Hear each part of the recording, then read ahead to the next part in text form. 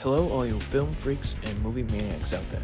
My name is Nolan Carr, and I'd like to welcome you to the go-to podcast for all things cinema. But before you can ask any questions, just sit back, relax, as I present to you a Straw Lane Studio Productions Critiquing with Carr. And welcome back, ladies and gentlemen, to this very exciting edition of Critiquing with Carr here in Favorite Film Friday. As always, if you enjoyed episodes such as this one, do us a favor by subscribing on YouTube, following us on the audio platforms, clicking a thumbs up or like button so you can tell us you enjoy these episodes, turn on post notifications so you can stay up to date on those platforms when new episodes release, as well as clicking the share out so you can continue with the podcast with your friends and family. Also, if you want other ways of staying up to date with the show, do us a favor by following us on Instagram at Critiquing with Carr. I say all that because in this week's very bizarre edition of Critiquing with Carr here in Favorite Film Friday, we are talking about the classic 1968 film 2001: A Space Odyssey. And with that being said, let's begin. This film was directed, co-written, and produced by Stanley Kubrick. The other co-screenwriter for this film was Arthur C. Clarke, and the cast for this movie is as follows: Keira Dullea and Gary Lockwood. The cinematographer for this film was Jeffrey Unsworth. This movie was edited by Ray Lovejoy. The production company for this film was Stanley Kubrick Productions. This movie was distributed by Metro-Goldwyn-Mayer. This movie was first released on April 2nd of 1968 at the Uptown Theater in Washington, D.C., nationally on April 3rd of 1968, and internationally in the United Kingdom on May 1st of 1968 as well. The runtime for this film was 139 minutes. The budget for this film was $10.5 million US, and the box office grand total for this film was $146 million US. The accolades for this very interesting film are as follows. At the Academy Awards, the movie won for Best Visual Effects. At the BAFTA Awards, Jeffrey Unsworth won for Best Cinematographer, Winston Ryder for Best Musical Score, as well as Anthony Masters, Harry Lang, and Ernest Archer for Best Color Art Direction. At the David D. Donatello Awards, Stanley Kubrick won for Best Foreign Producer, and finally, last but not least, at the Hugo Awards, the movie also won for Best Dramatic Presentation. And now, it comes time for one of my two favorite parts, which is when I list off the top 10 highest-grossing films for 1968's 2001: A Space Odyssey. Coming in 10th place at the bottom of this list was The Lion in Winter. It was distributed by Avico Embassy Pictures. Its world gross was $22.3 million. It stars Peter O'Toole, Katharine Hepburn, and Jane Merrill. Coming in 9th place on this list was Yours, Mine, and Ours. It was distributed by United Artists. Its world gross was $25.9 million. It stars Lucille Ball, Henry Fonda, and Van Johnson. Coming in 8th place on this list was Planet of the Apes. It was distributed by 20th Century Fox. Its world gross was $33.3 million. It stars Charlton Heston, Roddy McDowall, and Maurice Evans. Coming in 7th place on this list was Rosemary's Baby. It was distributed by Paramount Pictures. Its world gross was $33.4 million. It stars Mia Farrow, John Cassavetes, and Ruth Gordon. Coming in 6th place on this list was Romeo and Juliet. It was distributed by Paramount Pictures. Its world gross was $38.9 million. It stars Leonard Wedding, Olivia Hussey, and Mila O'Shea. Coming in 5th place on this list was Oliver. It was distributed by Columbia Pictures. Its world gross was $40 million. It stars Ron Moody, Oliver Reed, and Harry Succumbi. Coming in 4th place on this list was Bullet. It was distributed by Warner Bros. 7 Arts Incorporated. Its world gross was $42.3 million.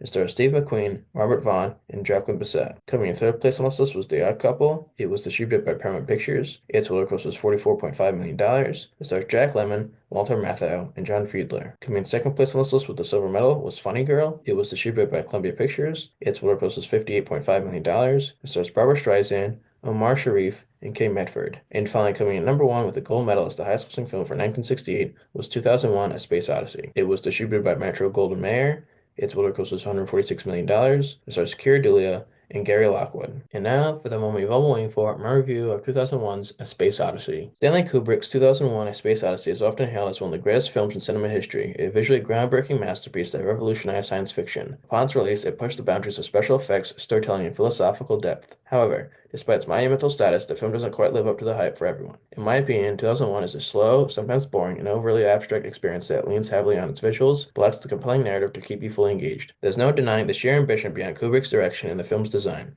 2001 is visually stunning, especially considering its release in 1968. The cinematography is crisp, and the shots of space and the spacecraft are still impressive today. The attention to detail in the set design and the futuristic technology, particularly the spacesuits worn by Dave Bowman and Frank Poole, gives the film a sense of realism that is ahead of its time. Even the spacecraft interiors, with their smooth, sterile aesthetics, feels timeless in their depiction of space travel. The classical score is another highlight. The use of iconic pieces like Also Sprach Zarathustra by Richard Strauss and The Blue Danube by Johann Strauss creates an eerie yet grand atmosphere that complements the vastness of space. The score is particularly effective during the film's slower moments where it helps to maintain some sense of intrigue despite the minimal dialogue. Another aspect that I appreciated, though a bit unconventional, was the brief intermission in the middle of the film. While the pace of the film can be grating, this interlude offers a moment for the audience to digest the long stretches of silence in slow progression. That said, once the tension begins to build around Hal and the dangerous situation between him and the astronauts, the movie becomes subtly more engaging. Despite its impressive visual achievements, 2001: A Space Odyssey is a slow-moving film that can be downright boring at times. The film opens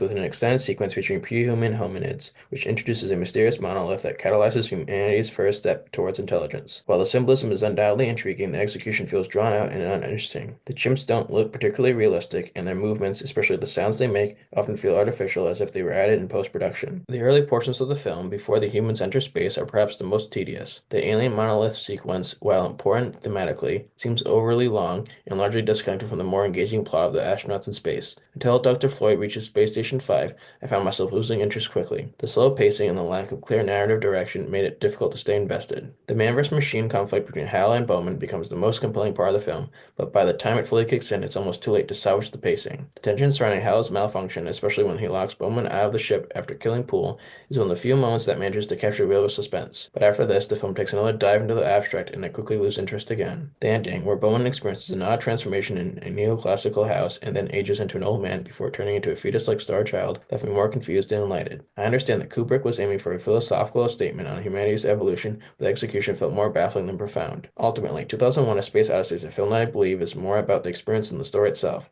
It's a film that requires patience and willingness to embrace its slow pace and ambiguous narrative. In conclusion, while 2001 is certainly a visually groundbreaking film with an unforgettable score, I found it hard to justify its reputation as a cinematic masterpiece. Its slow, sometimes boring pacing made it difficult to stay engaged. Its abstract ending left me more questions than answers. With that being said, I am pleased to give this movie a shitty and much-deserved ranking of 6.5 out of 10 on the Diamond Dave scale. And with that being said, my film freaks and cinephiles, as always, if you've enjoyed this week's edition of the show here, Critique with Carr, do us a favor by subscribing on YouTube, following us on the audio platforms, clicking a thumbs up or like button so you can tell us you enjoy these episodes, turning on post notifications so you can stay up to date on those platforms when new episodes release, as well as clicking at share out so you can help continue the podcast with your friends and family. Also, if you want other ways of staying up to date with the show, do us a favor by following us on Instagram at Critique with Carr. And with that being said, my film freaks and cinephiles, until next time, take care, and most importantly, happy viewing.